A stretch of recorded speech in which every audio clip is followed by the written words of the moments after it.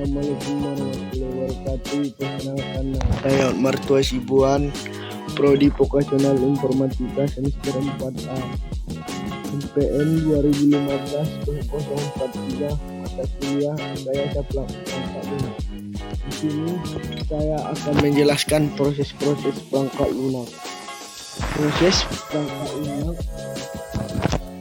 merupakan serangkaian kegiatan dan hasil yang berhubungan dengan pada dihasilkannya produk perangkat lunak. Kegiatan-kegiatan mendasar yang umum bagi semua proses perangkat lunak.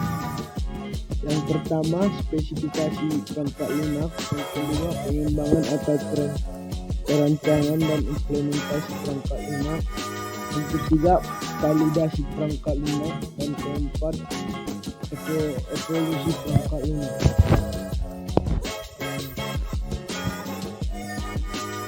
Kemudian kita akan membahas model proses perangkat lunak. Yang pertama adalah model air terjun atau waterfall. Model air terjun atau waterfall bisa juga disebut siklus hidup perangkat lunak. Kemudian masalah dengan model waterfall yaitu terjadinya pembagian proyek menjadi tahap-tahap yang tidak fleksibel karena komitmen harus dilakukan pada tahap awal proses. Hal ini mengakibatkan sulitnya untuk merespon perubahan kebutuhan pengguna atau user. Air terjun harus digunakan banyak. Model air terjun harus digunakan banyak ketika persyaratan dipahami dengan baik.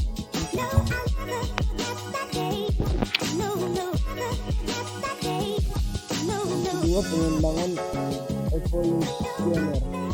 Berdasarkan pada ide untuk mengembangkan implementasi awal yang dibuatkan pada user untuk dikomentari dan memperbaikinya versi demi versi sampai sistem yang memenuhi persyaratan. Ada dua jenis pengembangan evolusioner. Yang pertama adalah pengembangan eksplorasi, yang bertujuan proses ini adalah bekerja dengan pelanggan untuk memenuhi persyaratan mereka dan mengirimkan sistem akhir. Yang kedua, prototype, yang dapat dibuang atau throw away, berkonsentrasi pada eksperimen dengan persyaratan pelanggan yang tidak dipahami dengan baik. Kemudian kelebihan dari pengembangan evolusioner adalah lebih efektif dari pendekatan air terjun dalam menghasilkan sistem yang memenuhi kebutuhan langsung dari pelanggan. Kedua, sementara user dapat mendapatkan pemahaman yang lebih baik dari masalah mereka. Sistem perangkat lunak dapat merefleksikannya. Ketiga, model pengembangan sistem formal.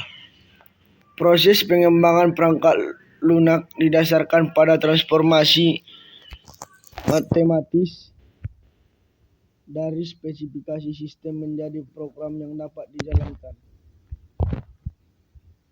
Masalah pada model pengembangan evolusioner yaitu kurangnya visibilitas proses. Kedua, sistem seringkali memiliki struktur yang buruk. Dan ketiga, membutuhkan kemampuan khusus. Kemudian masalah dalam pengembangan metode formal yaitu memerlukan keahlian khusus dan pelatihan untuk mengaplikasikannya. Lalu untuk sebagian besar sistem metode ini tidak memberikan keuntungan biaya dan kualitas yang signifikan dibandingkan dengan pendekatan lain. Keempat, model pengembangan berorientasi pemakaian ulang atau reusable, bergantung pada sejumlah besar komponen perangkat lunak yang dapat diulang yang bisa didapat dan beberapa kerangka kerja integritas untuk komponen-komponen ini. Kemudian komponen-komponen ini dapat juga sistem yang disebut codes atau commercial of the serve system atau sistem siap beli komersial yang dapat digunakan untuk memberikan fungsionalitas khusus seperti format teks, perhitungan numerik, dan lain-lain. Kemudian model pengembangan berorientasi pemakaian ulang atau reusable mempunyai tahap-tahap sebagai berikut. Yang pertama, analisis komponen. Yang kedua, modifikasi persyaratan. Yang ketiga, perancangan sistem dengan pemakaian ulang. Keempat, pengembangan dan integrasi. Keuntungan model reusable adalah mengurangi besarnya perangkat lunak yang akan dikembangkan, memperkecil biaya dan risiko, memungkinkan penyelesaian perangkat lunak dengan cepat. Iterasi proses. Kemudian kita pergi ke iterasi proses yang digunakan untuk kebanyakan sistem besar. Perlu digunakan berbagai pendekatan untuk berbagai bagian sistem sehingga harus digunakan model hibrid. Bagian proses diulang sementara persyaratan sistem berubah. Terdapat dua model iterasi yaitu pengembangan inkremental dan kedua pengembangan spiral.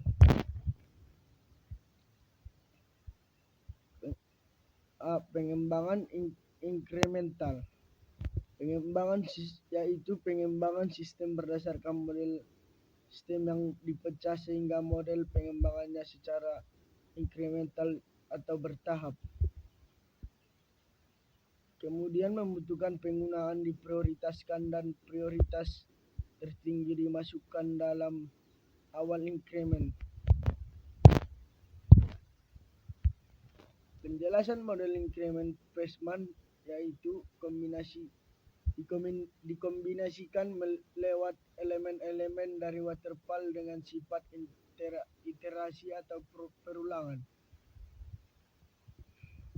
mampu mengakomodasikan perubahan secara fleksibel.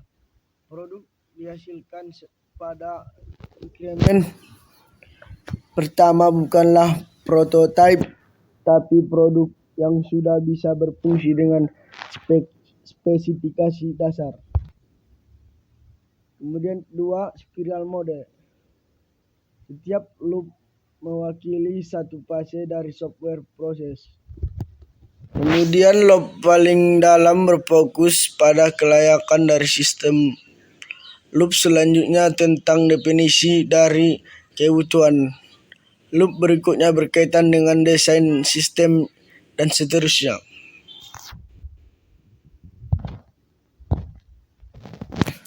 Setiap loop dibagi menjadi beberapa sektor, yaitu yang pertama adalah objective setting atau menentukan tujuan.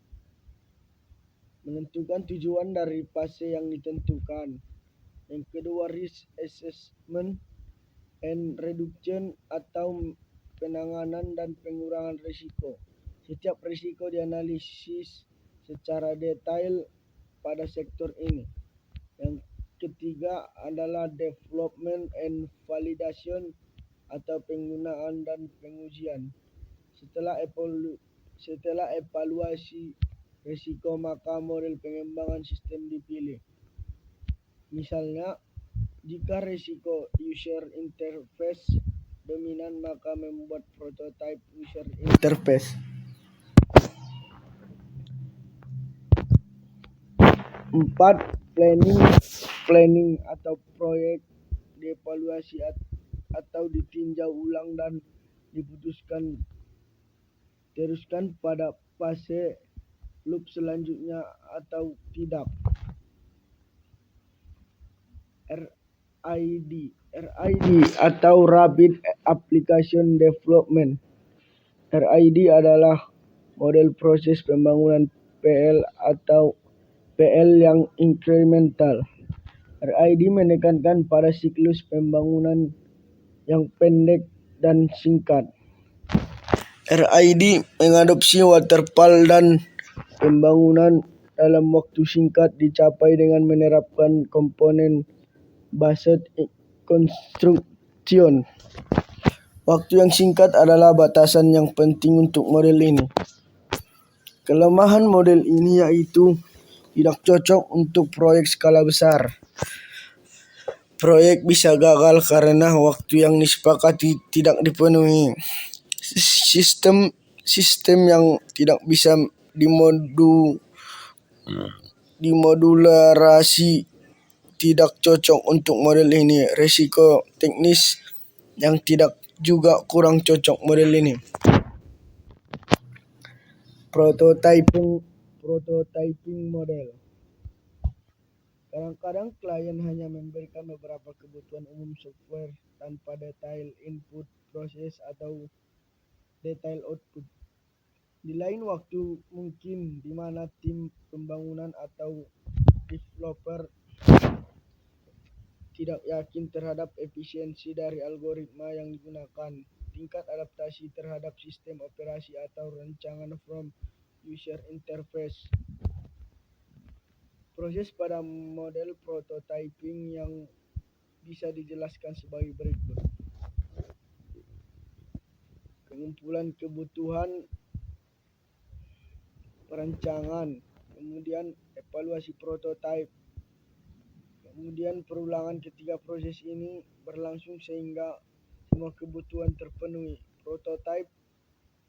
Prototype dibuat untuk memuaskan kebutuhan klien untuk memahami kebutuhan klien lebih baik. Prototype yang dibuat dapat dimanfaatkan kembali untuk membangun software lebih cepat, namun tidak semua prototype bisa dimanfaatkan. Masalah pada prototype model adalah yang pertama, dalam membuat prototype banyak hal yang diabaikan seperti efisiensi, kualitas, kemudahan dipelihara atau dikembangkan, dan kecocokan dengan lingkungan yang sebenarnya. Yang kedua, developer biasanya menggunakan kompromi dalam beberapa hal karena harus membuat prototype dalam waktu singkat. 3. Agar model ini bisa berjalan dengan baik, perlu disepakati bersama oleh klien dan developer bahwa prototype yang dibangun merupakan alat untuk mendefinisikan kebutuhan software. Cukup sekian presentasi saya, kurang dan janggalnya saya mohon maaf. Wabillahi taufiq wal hidayah. Assalamualaikum warahmatullahi wabarakatuh.